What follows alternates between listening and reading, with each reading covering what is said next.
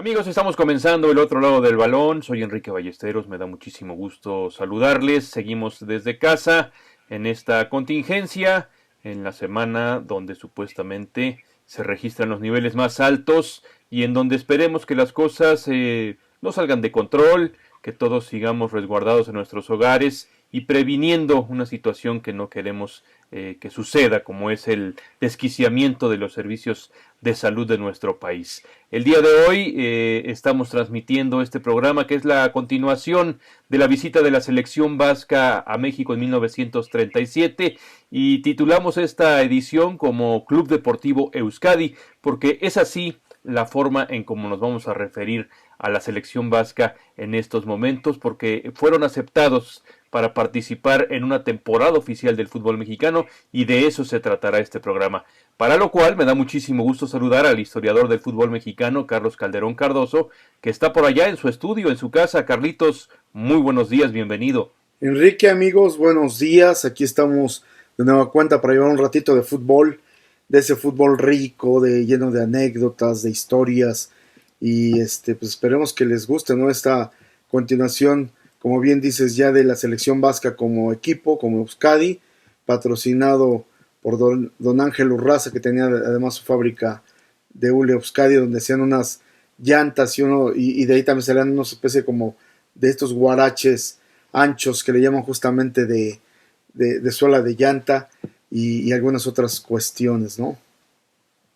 Pues vayámonos en orden, Carlitos, porque siempre nos acabamos el tiempo de este programa, pero los vascos terminan esa primera incursión en nuestro país, se van a Cuba, allá pierden dos, empatan en una ocasión durante el mes de febrero, finales de enero de 1938, y luego se van a Sudamérica porque tenían pactados algunos partidos en Argentina, pero la FIFA no los deja jugar, los desconoce, prohíbe también a los equipos argentinos que le den bola a los vascos y apenas pudieron disputar un partido en Valparaíso unos días antes de embarcarse de nuevo rumbo a La Habana para desembocar en nuestro país y bueno, empezar esa temporada 38-39 que tuvo sus antecedentes, tuvo partidos de exhibición porque esta selección vasca, si de algo se caracterizaba es que llenaba los estadios y generaba dinero y generaba ganancias en un fútbol mexicano que aún era amateur. Sí, a ellos les convenía, entre más jugaran, pues obviamente más recursos generaban y también se llevaban una parte de la taquilla. Por lo mismo, pues también entre más espectáculo dieran, más gente iba a los estadios. Pues bueno, en este viaje de Cuba a México, donde juegan en Cuba nuevamente, ahí hay que hacer mención de que está Mr. Campbell, que es el representante de la FIFA para nuestra zona. Y pues este señor jugaba pues, dos juegos, ¿no? Valga la redundancia. Tenía por un lado, pedía a la FIFA que se prohibiera estos partidos. Bueno, él le llegaba también por parte de la FIFA que no permitiera que jugaran. Pero pues también por otra parte, a él le interesaba que la selección jugara en La Habana y quería que se quedaran inclusive ahí porque pues le convenía económicamente por el dinero que generaba la selección vasca, ¿no? Prácticamente quería ser un representante de los vascos en La Habana, cosa que afortunadamente no se le dio y la selección regresa a México en agosto. Y este Mr. Campbell está considerado como pues uno de los personajes más importantes en el desarrollo del fútbol cubano. Pero ahí están sus matices, sus claros y oscuros. Oye, y aquí en este viaje hay dos personajes que caen enfermo uno y el otro lo operan de una lesión. Y prácticamente al enfermo, que es Rafael Egusquiza, le para de tajo su carrera porque fue una enfermedad pulmonar de la cual ya no se recuperó, ya no tuvo participación con el Euskadi y el Chato Iraragorri que estaba operado y que estuvo convaleciente durante los primeros partidos que se celebraron en esta segunda etapa de la selección vasca, conocida ahora como Euskadi, en nuestro país. Sí, se tienen que quedar ellos en La Habana un buen rato y ya pues con la plantilla reducida, pues tienen que buscar otros elementos, ¿no? Y logran que Félix de los Heros Azcueta, el famoso Tache, que había llegado con la selección de Barcelona, con el equipo de Barcelona, se quede en México y juegue con ellos dentro pues de uno de los grandes personajes del Barcelona que rescatan y que tendría muy buena participación con los vascos. Y pues en este trajinar de Cuba hacia la Ciudad de México pasan por Veracruz, juegan contra el España del Puerto y le ganan 8-0, nada más ni nada menos, y al Moctezuma de Orizaba 6-2 y al Liberia de Córdoba 15-0. ¿Cómo ves estos resultados? No, el de Liberia es verdaderamente de terror. Un equipo que si uno lee la obra de Juan Cidi Mulet, pues encuentra historia muy romántica de estos equipos veracruzanos, pero sí los hicieron pedazos, pedazos a los tres. El Moctezuma más o menos dio un poco de batalla, pero al España del Puerto y al Liberia lo masacran prácticamente con marcadores inauditos para el fútbol, a pesar de que en ese entonces pues se jugaba con los 5 delanteros, pero un 15-0 y un 8-0 parece más un resultado de béisbol. 29 goles en 3 partidos y solamente reciben 2. De verdad es una verdadera masacre. Una masacre. Y ya luego, estando en la Ciudad de México, empiezan estas famosas copas patrocinadas. Prácticamente todas se las llevó el Euskadi, la selección vasca todavía se le presentaba así en esos momentos. Y la primera de ellas fue en septiembre, juegan contra Necaxa, una serie de 3 partidos, nada más se jugaron 2, porque pues el Necaxa clamaba, pues no perdonaba que en la primera etapa los vascos pues lo dejaron muy mal parado, siendo ellos los jugadores más famosos en ese momento, y disputan la famosa Copa Dandy, que la donó la perfumería Parera. Y esta copa, como anécdota, Carlitos, amigos, Isidro Lángara pues empieza a hacer publicidad, empieza a generar dinero a través de la imagen, de la publicidad, que hoy es algo común en todos los futbolistas importantes, pero que en aquel entonces era algo fuera de lo común.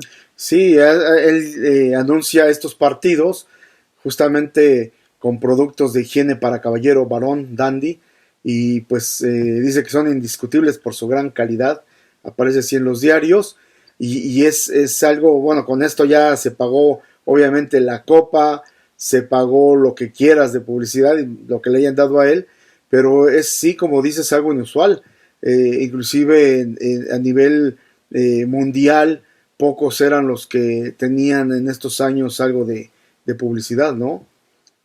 Sí, sí, Algo en muy Italia. pocos. La Copa Dandy entonces es la que se lleva la selección vasca en ese mes de septiembre. Y luego otra vez los asturianos y los hispanistas se juntan y hay otra copa en juego, la Copa Whisky White Label, que vamos, se juega en contra de los vascos por parte de la comunidad española. Y aquí pues la selección vasca ya no tenía arqueros porque Blasco se enferma y con Egusquiza fuera de combate necesitan empezar a reclutar jugadores y una serie de arqueros les ayudan, el Chaburquiaga por supuesto, Iborra, Medina y el Jorobado Álvarez, que fue el ganón porque se quedó con el puesto y además empezó a cobrar 25 pesos por partido en una época en donde no se acostumbraba a pagarle al jugador, como lo mencionamos hace un Sí, momento. los jugadores tenían algún bono, generalmente las entidades que patrocinaban a los equipos, como por ejemplo la compañía eléctrica al Necaxa, pues lo que hacía era darles una especie de bono que iba Ujú. acompañado con su sueldo, porque ellos tenían o cobraban por las compañías, y se les da un pequeño bono, pero nada comparado con esto, ¿no? Ya era un pago de 25 por partido. Pues el Jorobado Álvarez se dio cuenta que esto dejaba y dejaba muy bien. Sí, y fíjate que aprovechando el viaje y retomando, por ejemplo, ahora que en Netflix se estrenó la serie del fútbol en su etapa primaria en Inglaterra, ¿cómo le pusieron? El juego de caballeros. Habla precisamente del primer jugador profesional en Inglaterra y en este caso podríamos señalar que es el propio Jorobado, el primer jugador asalariado en nuestro país, el primer jugador mexicano que cobra un salario por jugar al fútbol de forma abierta, sin esto que tú mencionabas, que se les daba alguna comisión, algún premio, algún intercambio en muchas ocasiones, yo creo que podríamos registrarlo como el primer futbolista mexicano profesional por haber cobrado un sueldo al jugar un partido de fútbol. Sí, porque hay otros de los que tenemos ahí conocimiento que se les pagaba por partido, pero no fue tan abierto. Y en este caso, pues como el equipo, la selección vasca, ya como Euskadi cobra por jugar, pues entonces sí se hace ya de forma abierta que el primer jugador mexicano que recibe un sueldo, un salario por parte de un equipo, pues es este, Jorobado Es Álvarez. Raúl el Jorobado Álvarez. También golearon al América, mi Charly, lo siento mucho, pero venían muy orondos de una gira muy exitosa por los Estados Unidos, pero pues los vascos les dieron otra vez un poquito de jarabe. En octubre pierden contra el Asturias España otra vez, algo que era fuera de lo común porque ya era costumbre que los vascos ganaran todo. Y después viene otro ejercicio de comunicación y de publicidad muy interesante. La cervecería Moctezuma y el periódico La Afición lanzan una convocatoria a los aficionados para que armen un equipo de puras estrellas de la Liga Mexicana al que se le denomina México, y estos jugadores que escoge el propio público pues disputarán una serie de partidos con la selección vasca. Algo muy interesante porque también se coloca dentro de estos equipos a los jugadores pues más mediáticos de ese momento, ¿no? Sí, algo que hacía mucho la afición, recuerdo también haber leído por ahí que escogían cada año a los mejores futbolistas.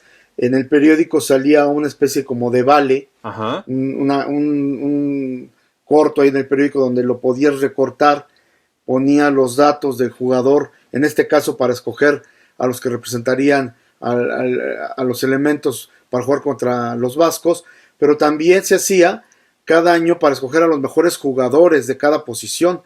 Podías escoger entre 3 defensas, 3 porteros, 3 medios, 3 delanteros, 3 extremos por izquierda, por derecha, etcétera.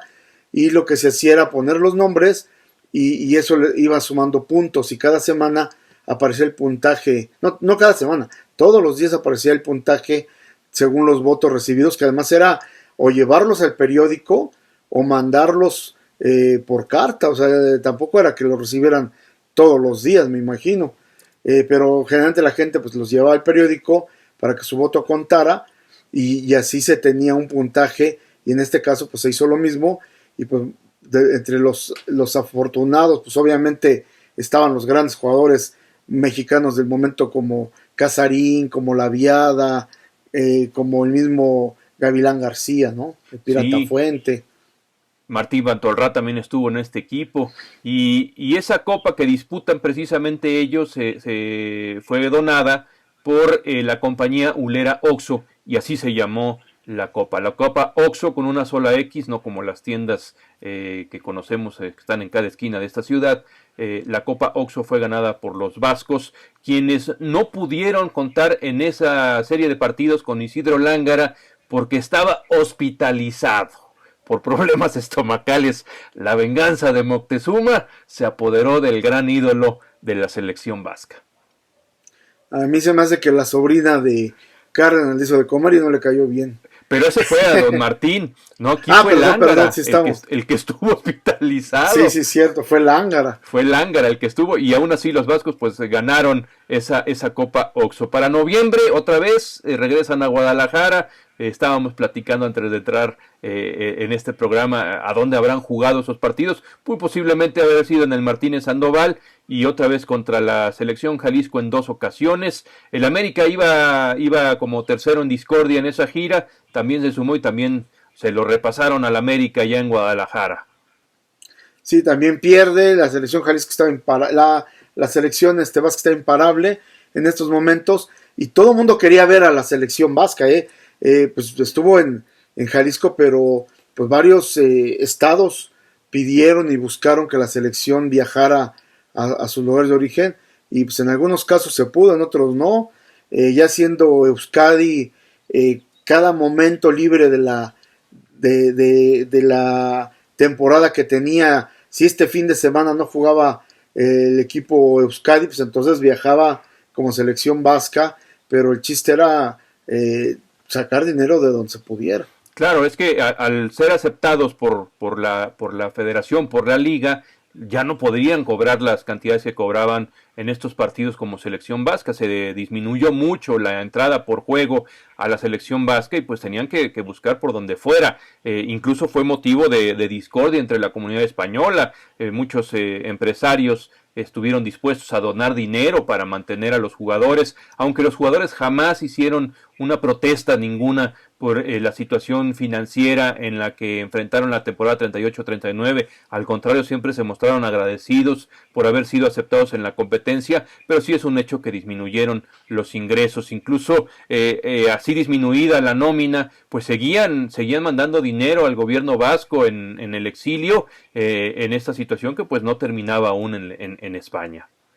Y ayudando a los jugadores que estaban enfermos o lesionados y que seguían en México, ¿no?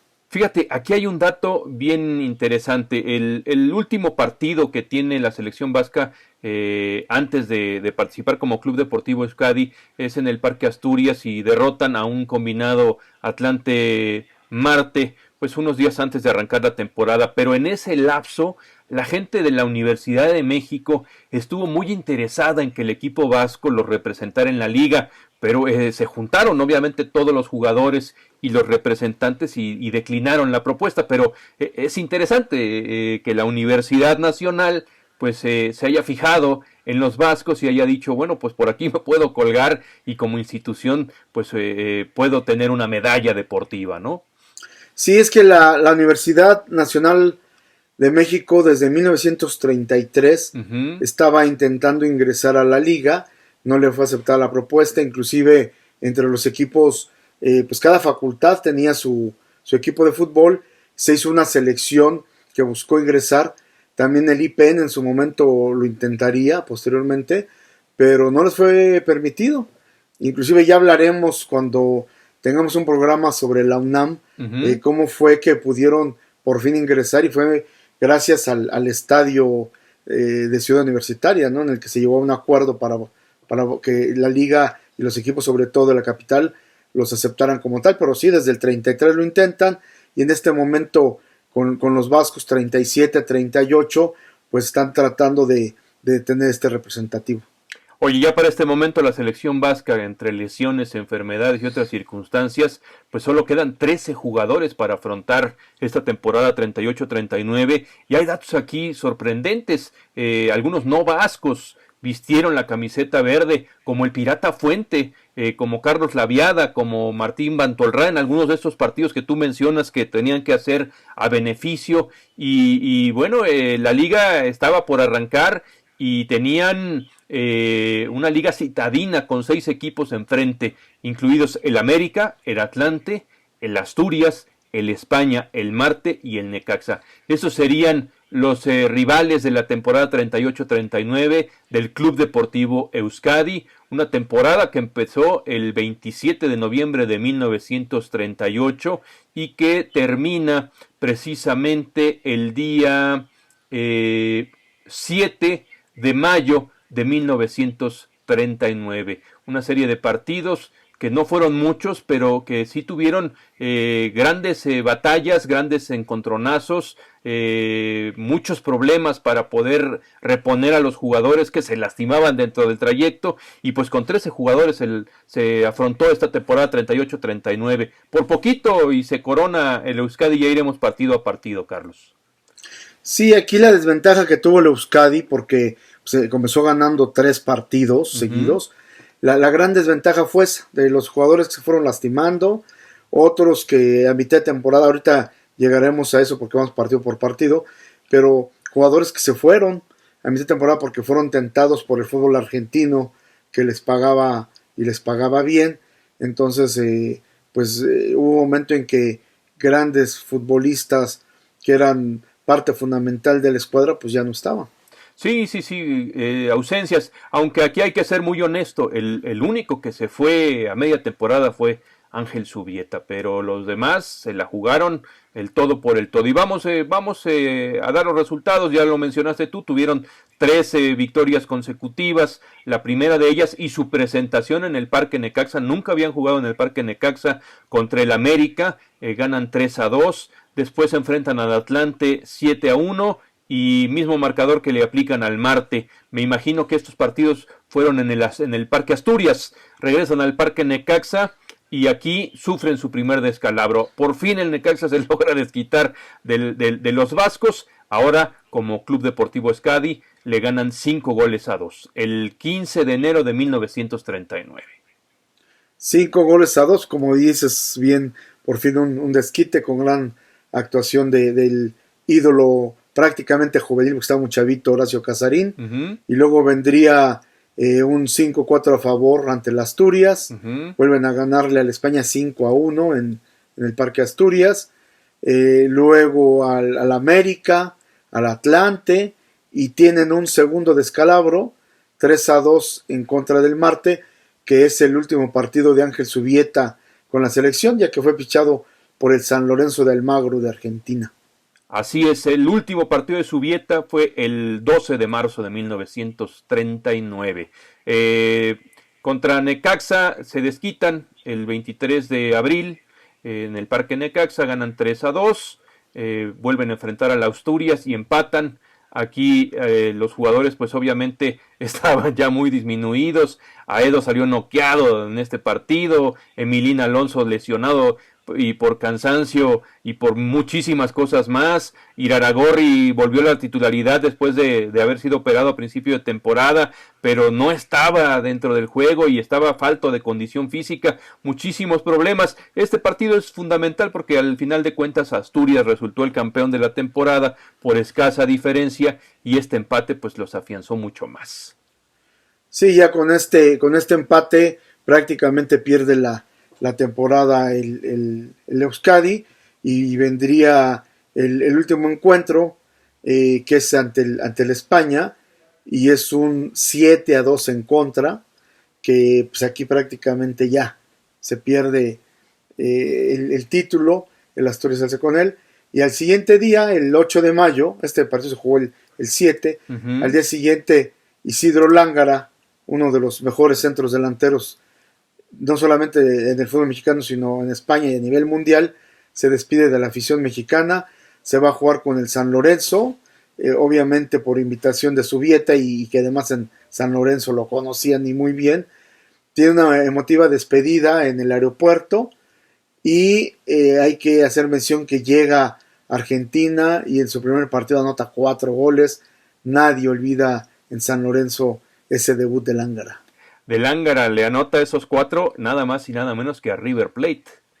Exactamente. Y cuentan las historias románticas, que dos personajes quedaron cautivados por los vascos, principalmente por Lángara. Uno de ellos, Ernesto El Che Guevara, quien coleccionó los cromos en la primera vez que estuvieron los vascos por Argentina y que no pudieron jugar, y después al percatarse de la presencia de Subieta y Lángara, y otro niño que estaba allí en tribuna viendo cómo perdía su equipo, el River Plate.